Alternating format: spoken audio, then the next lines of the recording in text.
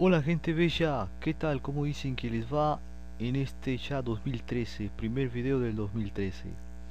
Excelente, perfecto. Acá también estamos disfrutando un poquito de frío acá en México y estamos, bueno, trabajando también en los videos y haciendo cada uno de ellos. Bien, se nos viene un poquito a hablar de arteria carótida externa. Estoy hablando despacio y también trato de hacer un poquito la voz más aguda, un poquito más no tan grave porque estoy en madrugada. Es las 12, no, perdón, las 2:55 acá en México y estamos grabando videos. Aquí despiertos, no tenemos sueño, se nos fue el sueño. Bien, empiezo porque este video está larguísimo. Intenté hacerlo en 25 minutos, pero bueno, en lo que nos quede lo vamos a hacer. ¿Qué podemos decir entonces un poquito acerca de carótida externa? Bueno, vamos a la referencia rapidísimo para que ustedes se vayan familiarizando con el dibujo. Mandíbula, esto es la mandíbula o maxilar inferior.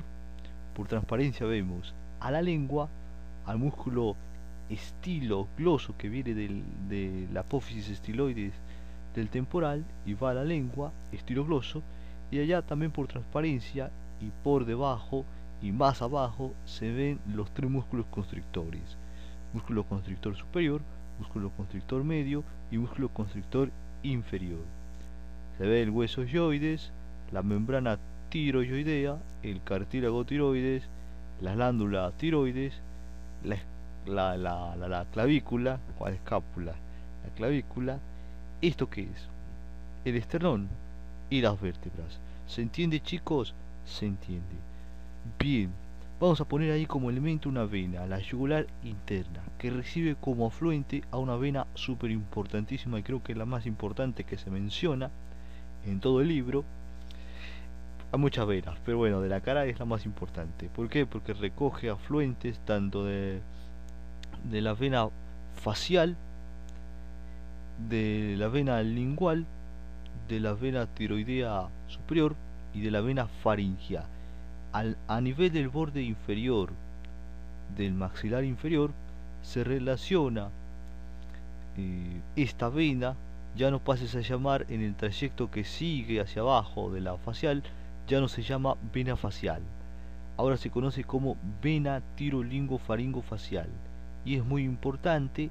¿Por qué? Porque esta vena va a formar la relación y límite de dos triángulos como relaciones de la carótida externa.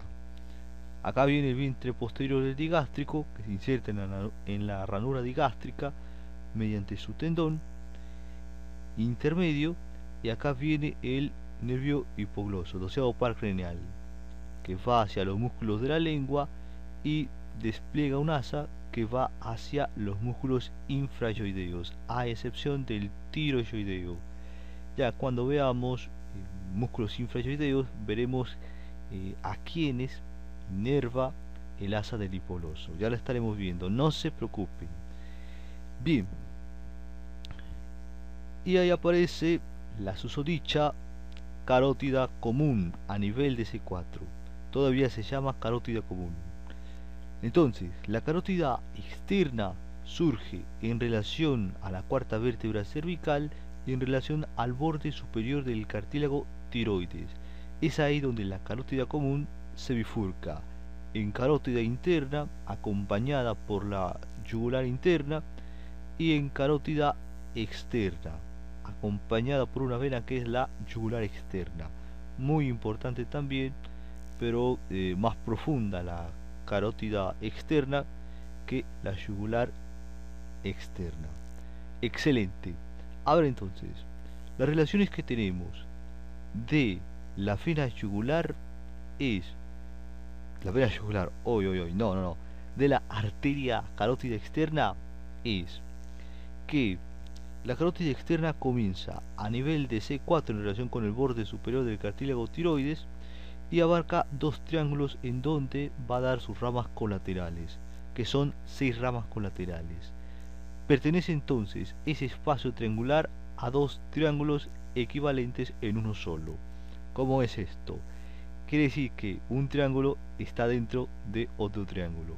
El triángulo de Farabeu está dentro del triángulo de Guyon.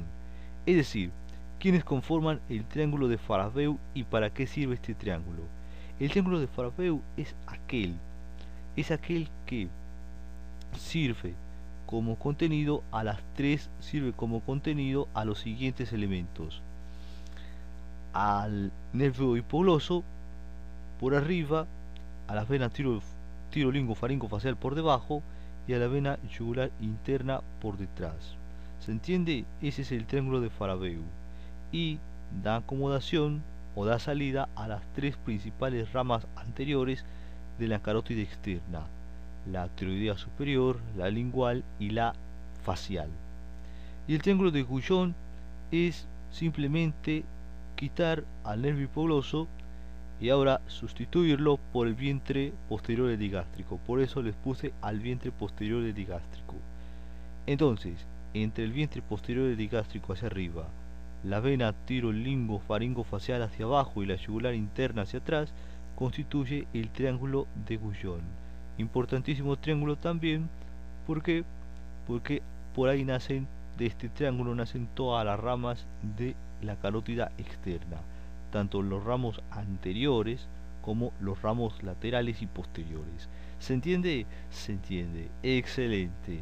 Esto es a nivel de los triángulos de Farabeu y de Guyon. Quitamos al vientre posterior epigástrico y más arriba la carótida externa se relaciona con una glándula que es de gran importancia también, que es la glándula parótida, ¿sí? Es la parótida. Si nosotros hacemos un corte para ver a la arteria a este nivel y todo lo que tiene de musculatura y todo, lo hacemos un corte y observamos la parte de arriba, observamos la parte vista de arriba que ya hicimos el corte, aparece de esta manera.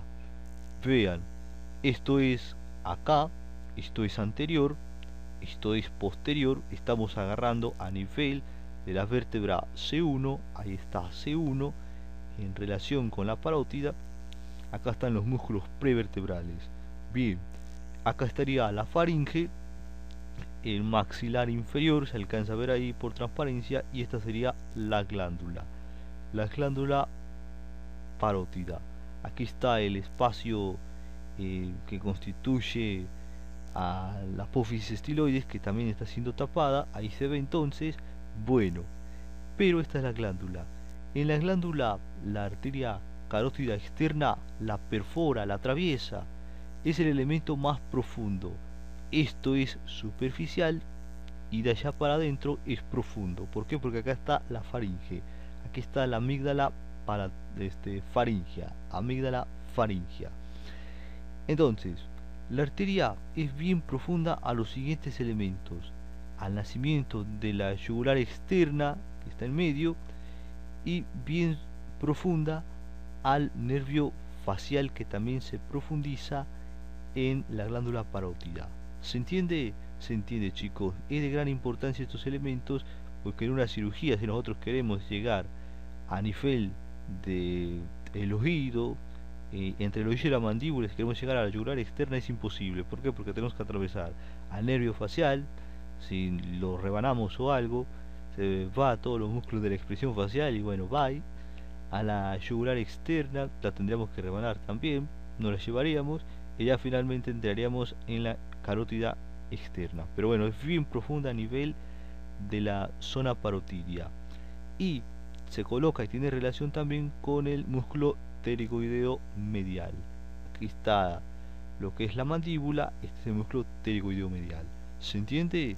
Se entiende. Excelente. Bueno, quitamos todos estos y ahora sí vamos a ver lo que son las ramas que da la carótida externa. A ver, la primera rama que nace en el triángulo de Farabeu es la tiroidea superior.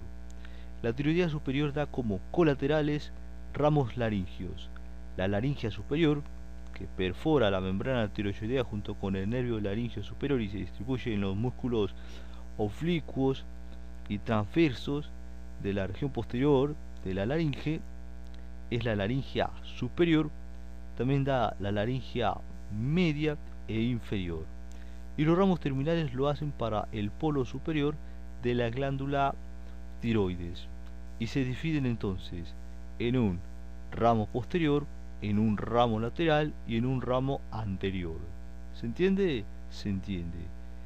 Bien, la siguiente arteria es la arteria lingual, no mucho más que decir de la tiroidea superior. La arteria lingual entonces nace también del triángulo de Farabeu, sigue todo el borde superior del asta mayor del hueso yoides y del asta menor del yoides también, llega a la lengua y en la lengua se va a dividir en tres arterias, pero una de ellas sigue el mismo trayecto que la lingual y se conoce como arteria ranina o arteria lingual profunda y llega hasta la raíz, hasta la punta de la lengua. Mientras que las otras arterias en las que se dividen una por debajo de la lengua, que es la sublingual, y otra que va por arriba de la lengua, que es la dorsal de la lengua, que recorre totalmente el dorso de esta porción de la lengua. ¿Se entiende? Se entiende. Entonces, la lengua está ricamente vascularizada, es por eso que cuando nos cortamos con algo, nos sale mucha sangre a la lengua. ¿Por qué? Porque está ricamente vascularizada por 6 arterias en total. ¿Se entiende? Se entiende, chicos. Bien, en su trayecto la arteria lingual es muy importante hablar de ella. ¿Por qué? Porque atraviesa también dos triángulos en el espacio submaxilar. Acá está, es bien profunda esta arteria al músculo hioloso que va hacia la lengua y más profunda al músculo miloyoideo. Pero tiene relación esta arteria lingual con dos triángulos que aparecen en la zona submaxilar por debajo de la mandíbula, que ya después en un rato la estaremos viendo. Acá viene el vientre posterior del digástrico, su tendón intermedio, su tendón anterior, el músculo estiloyoideo, y ahí están las incisiones del estiloyoideo. Otra cosa que se nos olvidó decir, chicos, es que la carótida externa entra a nivel de la parótida entre los músculos estiloyoideo por fuera y este músculo que es el estilogloso por dentro. ¿Se entiende? Se entiende. Bien. Y no mucho más que decir de esta arteria lingual. Bueno, si entra por el espacio triangular, por un espacio que está comprendido por los triángulos de Berkland y de Pirogov. El de Berkland está constituido por el borde posterior del músculo hioloso, todo lo que corresponde al hueso yoides por debajo, al asta mayor, y cierra o termina de cerrar este triángulo el borde posterior del vientre posterior del digástrico. ¿Se entiende? Se entiende. ¿Qué contiene este triángulo? Contiene al nervio hipogloso y por detrás está pasando la arteria lingual, mientras que el triángulo de Pirogov corresponde a como techo al nervio hipogloso por sí mismo. Epa, no apareció, no apareció. Bueno, es ilegal, lo estoy ilegalizando. Bueno, entonces, el triángulo de Pirogov está el nervio hipogloso hacia arriba, el borde posterior del miloyoideo hacia adelante y el borde anterior del músculo posterior del digástrico, de su tendón posterior, hacia atrás. ¿Se entiende? Se entiende. Excelente. Ya después en otro dibujo lo estaremos viendo. Aquí se los detallo así de esta manera. Bien, la siguiente es la arteria faríngea ascendente. La faringe ascendente ya nace en el triángulo de Guyon, es bien profunda a los músculos vientre posterior del digástrico, estiloyoideo y estilogloso, se desliza sobre los músculos, constrictor medio y constrictor superior. Al llegar a la faringe, antes de perforarla, pasa por todo el constrictor superior y se divide en dos arterias muy importantes: la timpánica inferior, que pasa por la sutura de Glaser, y la meningia posterior, que atraviesa el espacio perforado posterior en el nacimiento de la yugular interna. ¿Se entiende? Se entiende. Excelente, excelente. Bien, y ahora ponemos a los músculos de la expresión facial, porque la siguiente arteria es la arteria facial. Acá ponemos a la glándula submaxilar tapando a los triángulos submaxilares que ya les había dicho, el de Berkeley y Pirogov. Entonces, la arteria facial nace del triángulo de Farabeu, ¿sí? Nace del triángulo de Farabeu. Aquí están las tres arterias: faringia, tiroidea superior, lingual y facial. La arteria facial nace entonces del triángulo de Farabeu, pasa por debajo del vientre posterior del digástrico y del estiloideo, llega a la glándula submaxilar por su polo posterior y bien superior por arriba, excava un surco sobre la glándula y llega finalmente al borde inferior de la mandíbula. En la mandíbula entonces adopta un trayecto, aquí ponemos al macetero, adopta un trayecto bien oblicuo hacia arriba. ¿Se entiende? Se entiende. Bien oblicuo hacia arriba. Y pasa entre los músculos del plano profundo de la expresión facial y del plano superficial. Los del plano superficial, los dos cigomáticos, menor y mayor. ¿Sí? ¿Se entiende? Se entiende. Excelente. ¿Cuáles son las ramas colaterales que me va a dar la arteria facial? Son ramas para la palatina ascendente, que está bien por detrás y no se ve, pero con que se la sepan. La submentoniana, que va para los músculos vientre anterior del digástrico y miloioideo. Los ramos musculares para el macetero, para el bucinador, ahí está el bucinador. Las coronarias, que son para la boca, la coronaria superior y la coronaria inferior, que se anastomosan con las del lado contrario. Las del ala nasal, las del plano profundo y finalmente las del ala nasal. Ahí está, las del ala nasal. Y termina esta arteria facial como arteria angular, que a nivel de la base de la nariz se anastomosa con una rama de la arteria oftálmica. La arteria facial, su rama terminal es la arteria angular, que termina como anastomosándose con una rama de la arteria oftálmica, rama de la cerebral anterior. ¿Se entiende, chicos? Se entiende, excelente. Finalmente vamos a ver a la auricular posterior, que nace también del triángulo de Farabeu, del triángulo de Guyon. Esta arteria sigue el borde anterior del vientre posterior del digástrico, o borde superior, como quieran llamarlo. Sigue todo eso, llega finalmente a lo que es a la mastoides, por detrás del pabellón auricular, y sus ramos más importantes son solamente una arteria importantísima, que es la arteria estilomastoidea, que entra por el agujero estilomastoideo, por donde emerge el séptimo par craneal, o sea, por donde está saliendo el séptimo par craneal, que es el nervio facial.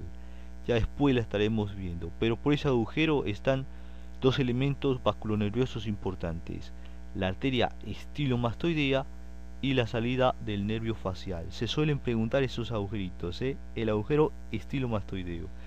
Bien, del auricular posterior no hay mucho más que decir. Y finalmente viene la arteria occipital, que da como colaterales muchas de estas arterias, que son de bastantes. Bien, la occipital sigue, a diferencia de lo que es la auricular posterior, sigue el borde inferior o posterior del vientre posterior del digástrico, se profundiza y llega a la mastoides, y me va a dar todas estas arterias. Como colaterales me da para el esternocleidomastoideo, para la mastoides, para la auricular, una meningia muscular, una cervical posterior. Y las terminales son para el cuero cabelludo y para la región occipital. Atraviesa la región muscular y termina en el cuero cabelludo y en la región occipital. ¿Se entiende? Se entiende. Espero que se haya entendido un poquito, chicos, este video. No importa cuánto haya sido. Nos vemos en el siguiente. pásenla bien, yo me voy a comer porque ya salió, me gustó cómo salió el video. Nos vemos en el siguiente, chao, hasta la próxima, bye y descansen. No se olviden, no se olviden de que tienen que pasar por mi blog y comentarlo. ¿Sale? Excelente, nos vemos chicos, bye, hasta la próxima, chao.